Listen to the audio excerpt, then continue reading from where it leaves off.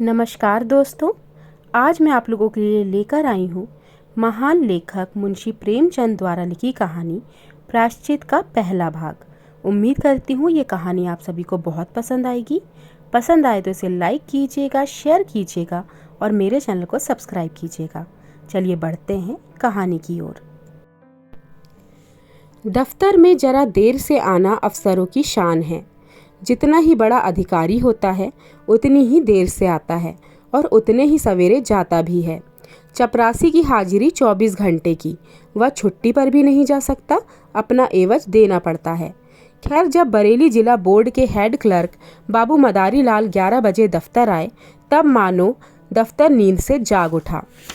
चपरासी ने दौड़कर पैरगाड़ी ली, अर्दली ने दौड़कर कमरे की चिक उठा दी और जमादार ने डाक की किस्त मेज पर लाकर रख दी। मदारी लाल ने पहले ही सरकारी लिफाफा खोला था कि उनका रंग फक हो गया। वे कई मिनटों तक आश्चर्यचकित हालत में खड़े रहे, मानो सारी ज्ञानेंद्रियां शिथिल हो गई हों। मदारी लाल पर अब से पहले कई बार बड़े बड़े आघात हो चुके थे, पर इतने बदहवास वे कभी न हुए थे। बात यह थी कि बोर्ड के सेक्रेटरी की जो जगह 1 महीने से खाली थी, सरकार ने सुबोध चंद्र को वह जगह दी थी और सुबोध चंद्र वह व्यक्ति था जिसके नाम से ही मदारी लाल को घृणा थी। वह सुबोध चंद्र जो मदारी लाल का सहपाठी था, जिसे गिराने की उन्होंने कितनी ही चेष्टा की पर कभी सफल ना हुए थे, वही सुबोध आज उनका अफसर होकर आ रहा था। सुबोध की इधर कई सालों से कोई खबर ना थी। इतना मालूम था कि वह फौज में भर्ती हो गया है। मदारी लाल ने समझा वहीं कहीं मर गया होगा, पर आज वह मानो जी उठा और सेक्रेटरी होकर आ रहा था। मदारी लाल को उसकी मातहती में काम करना पड़ेगा, इस अपमान से तो मर जाना ही अच्छा था। सुबोध को स्कूल और कॉलेज की सारी बातें अवश्य याद होंगी। मदारी लाल ने उसे कॉलेज से निकलवा देने के लिए कई बार मंत्र चलाए, झूठे आरोप लगाए, बदनाम किया। क्या सुबोध यह सब भूल गया होगा? नहीं, कभी नहीं। वह आते ही पुरानी कसर निकालेगा। मदारी बाबू को अपनी प्राण रक्षा का कोई उपाय ना सूझता था। मदारी और सुबोध के ग्रहों में ही विरोध था। दोनों एक ही दिन एक ही शाला में भर्ती हुए और पहले ही दिन दिल में ईर्ष्या और देश की वह चिंगारी पड़ गई जो आज 20 वर्ष बीतने पर भी ना बुझी थी। सुबोध का अपराध यही था कि वह मदारी लाल से हर एक बात में बढ़कर था। डील डॉल, रंग रूप, रीति व्यवहार, विद्या बुद्धि, ये सारे मैदान उसके हाथ थे। मदारी लाल ने उसका यह अपराध कभी क्षमा नहीं किया। सुबोध 20 वर्ष तक निरंतर उनके हृदय का कांटा बना रहा। जब सुबोध डिग्री लेकर अपने घर चला गया और मदारी लाल फेल होकर इस दफ्तर में नौकर हो गए, तब उनका चित्त शांत हुआ। किंतु जब यह मालूम हुआ कि सुबोध बसरे जा रहे हैं, जब तो मदारी लाल का चेहरा खुल उठा। उनके दिल से यह पुरानी फांस निकल गई। पर अब क्या? आज वह पुराना नासूर शतगुण होकर टीस और जलन के साथ खुल गया। आज उनकी किस्मत सुबोध के हाथ में थी। ईश्वर इतना अन्यायी है, विधि इतनी कठोर। जब जरा चित्त शांत हुआ तब मदारी लाल ने दफ्तर के क्लर्कों को सरकारी हुक्म सुनाते हुए कहा, अब आप लोग जरा हाथ पांव संभाल कर रहिएगा। सुबोध चंद्र वे आदमी नहीं है जो भूलों को क्षमा कर दे। एक क्लर्क ने पूछा, क्या बहुत सख्त हैं? मदारी लाल ने मुस्कुराकर कहा, वह तो आप लोगों को 2-4 दिन में ही मालूम हो जाएगा। मैं अपने मुंह से किसी की क्या शिकायत करूं, बस चेतावनी ही दे सकता हूं। जरा हाथ पांव संभाल कर रखिएगा। आदमी योग्य है पर बड़ा ही क्रोधी, बड़ा दम्भी। गुस्सा तो उसकी नाक पर रहता है। खुद हजारों हजम कर जाए और डकार तक ना ले, पर क्या मजाल कि कोई मातहत से एक कोड़ी भी हजम कर जाए। ऐसे आदमी से ईश्वर ही बचाए। मैं तो सोच रहा हूँ कि छुट्टी लेकर घर चला जाऊँ। दोनों वक्त घर पर हाजिरी बजानी होगी। आप लोग आज से सरकार के नौकर नहीं, सेक्रेटरी साहब के नौकर हैं। कोई उनके लड़के को पढ़ाएगा, कोई बाजार से सौदा सुलूफ लाएगा, तो कोई उन्हें अखबार सुनाएगा और चपरासियों के तो शायद दफ्तर में दर्शन ही ना हो। इस प्रकार सारे दफ्तर को सुबोध चंद्र की तरफ से भड़काकर मदारी लाल ने अपना कलेजा ठंडा किया। इसके 1 सप्ताह बाद सुबोध चंद्र गाड़ी से उतरे। तब स्टेशन पर दफ्तर के सब कर्मचारियों को हाजिर पाया। सब उनका स्वागत करने आए थे। मदारी लाल को देखते ही सुबोध तेजी के साथ लपककर उनके गले से लिपट गए और बोले, तुम खूब मिले भाई, यहाँ कैसे आए? ओह, आज एक युग के बाद भेंट हुई। मदारी लाल बोले, यहाँ जिला बोर्ड के दफ्तर में हेड क्लर्क हूँ। आप तो कुशल से हैं? सुबोध चंद्र, अजी मेरी ना पूछो, बसरा, फ्रांस, मिस्र और ना जाने कहाँ कहाँ मारा मारा फिरा। तुम दफ्तर में हो यह बहुत ही अच्छा हुआ। मेरी तो समझ में ही नहीं था आता था कि मैं कैसे काम करूँगा। मैं तो बिल्कुल कोरा हूँ, मगर जहाँ जाता हूँ मेरा सौभाग्य ही है मेरे साथ अच्छा होता है। बसरा में सभी अफसर खुश थे। फ्रांस में भी खूब चैन किया। 2 साल में कोई 25,000 रुपये बना लिया और सब उड़ा दिए। वहाँ से आकर कुछ दिनों तक कोऑपरेशन दफ्तर में मटर गश्ती करता रहा। यहाँ आया, अब तुम मिल गए। क्लर्कों को देखकर ये लोग कौन हैं? मदारी लाल के हृदय में बाछियाँ सी खेल रही थी। दुष्ट 25,000 रुपये बसरा से कमा लाया, यहाँ कलम घिसते घिसते मर गए और 500 भी न जमा कर सके। वे प्रकट रूप से बोले, कर्मचारी हैं, सलाम करने आए हैं। सुबोध ने उन सब लोगों से हाथ मिलाया और बोला, आप लोगों ने व्यर्थ में यह कष्ट किया। बहुत आभारी हूँ आप सभी का। मुझे आशा है कि आप सब सज्जन को मुझसे कोई शिकायत नहीं होगी। मुझे अपना अफसर नहीं, अपना बड़ा भाई समझिएगा। आप सब लोग मिलकर इस तरह काम कीजिएगा कि बोर्ड की नेक नामी हो और मैं भी सुरखरू रहूं। आपके हेड क्लर्क साहब तो मेरे लंगोटियाँ यार हैं। एक वाक चतुर क्लर्क ने कहा, हम सब हुजूर के ताबेदार हैं, यथाशक्ति आपको असंतुष्ट ना करेंगे, लेकिन आदमी ही हैं, अगर कोई भूल हो भी जाए तो हुजूर उसे क्षमा करेंगे। सुबोध ने नम्रता से कहा, यही मेरा सिद्धांत है और हमेशा से यही सिद्धांत रहा है। अब तक जहाँ भी काम किया है कर्मचारियों से अपने भाई जैसा व्यवहार रखा है। हम सब किसी तीसरे के गुलाम हैं, फिर रोब कैसा और अफसरी कैसी। हाँ, हमें नेक नियति के साथ अपना कर्तव्य पालन करना चाहिए। जब सुबोध से विदा होकर कर्मचारी लोग चले तब आपस में बातें होने लगी। आदमी तो अच्छा मालूम होता है। हेड क्लर्क के कहने से तो ऐसा मालूम होता था कि सबको कच्चा ही खा जाएगा।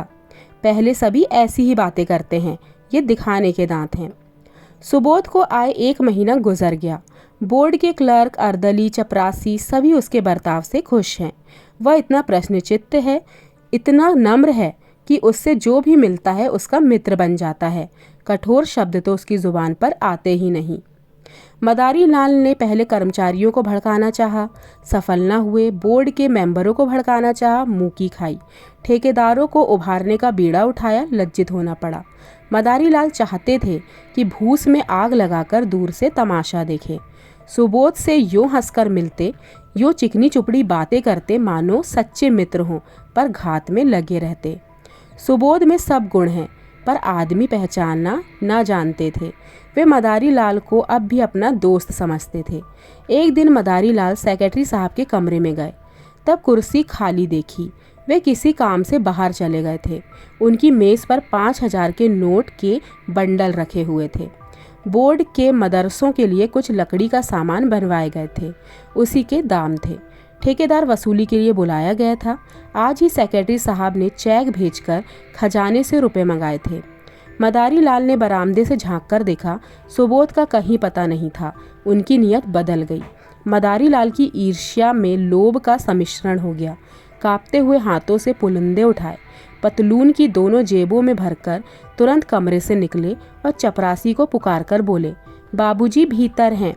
चपरासी आप ठेकेदार से कुछ वसूल करने की खुशी में फूला हुआ था। सामने वाले तमोली के दुकान से आकर बोला, जी नहीं, कचहरी में किसी से बातें कर रहे हैं, अभी अभी तो यहाँ से गए हैं।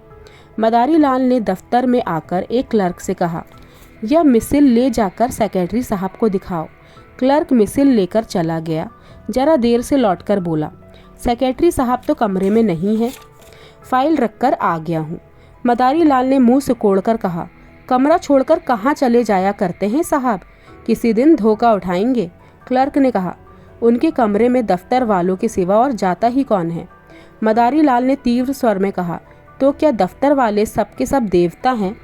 कब किसकी नीयत बदल जाए कोई नहीं कह सकता। मैंने छोटी छोटी रकमों पर अच्छों अच्छों की नीयतें बदलते देखी हैं। इस वक्त हम सभी साहा हैं, लेकिन अवसर पाकर शायद ही कोई चूके। मनुष्य की यही प्रवृत्ति है। आप जाकर उनके कमरों के दोनों दरवाजे बंद कर दीजिए। क्लर्क ने टालकर कहा।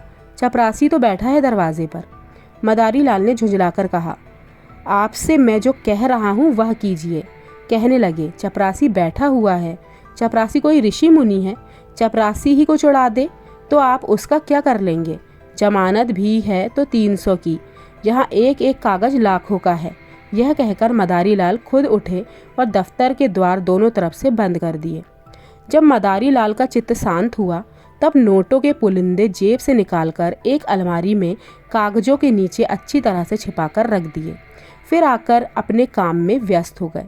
सुबोध चंद्र कोई घंटे भर में लौटे। तब उनके कमरे का द्वार बंद था। दफ्तर में आकर मुस्कुराते हुए बोले, मेरा कमरा किसने बंद कर दिया? भाई, क्या मेरी बेदखली हो गई है? मदारी लाल ने खड़े होकर मृदु तिरस्कार करते हुए कहा, साहब, गुस्ताखी माफ़ हो। आप जब कभी बाहर जाएं, चाहे 1 ही मिनट के लिए ही क्यों ना जाएं, दरवाज़ा बंद कर दिया करें।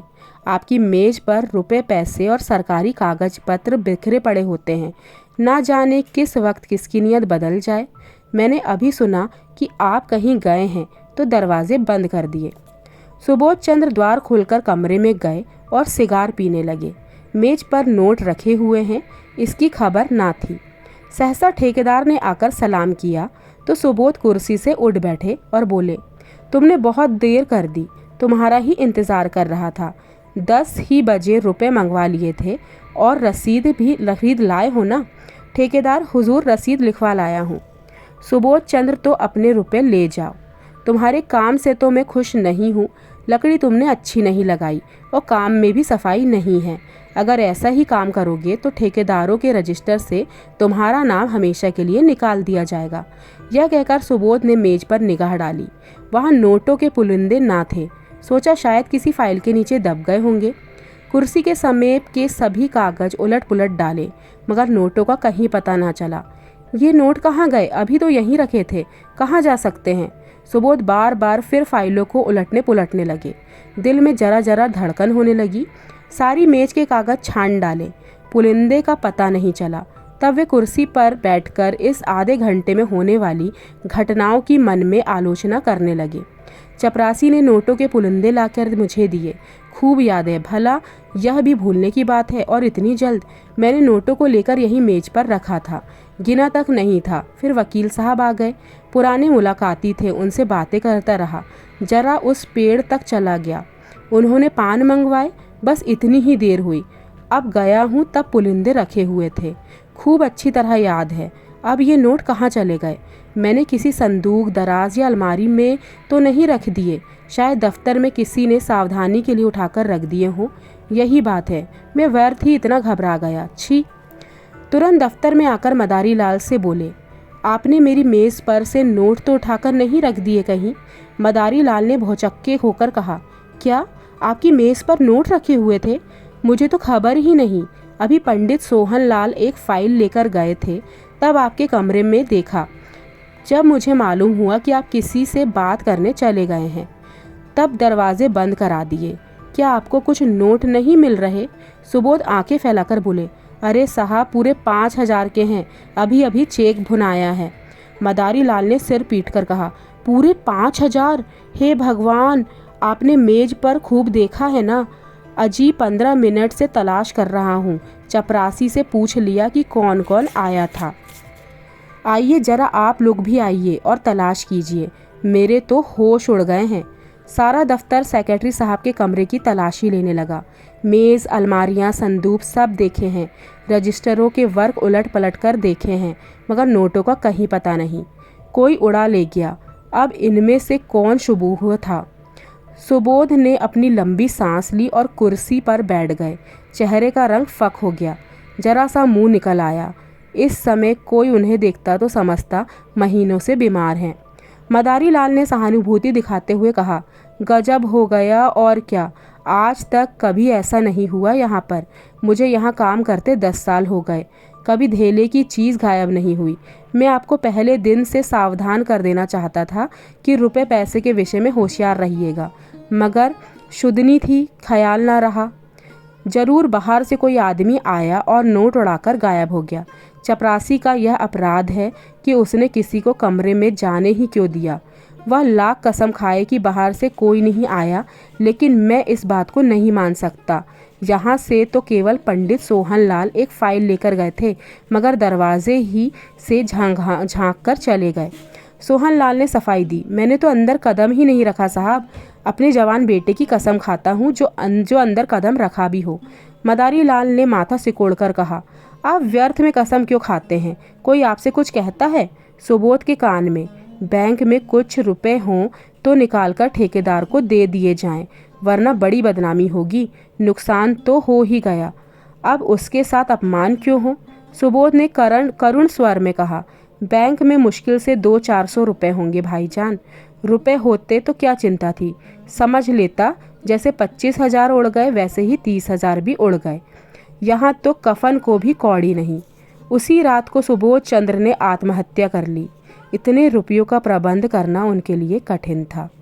मृत्यु के पर्दे के सिवा सुबोध को अपनी वेदना, अपनी विवशता को छिपाने की और कोई आड़ न थी।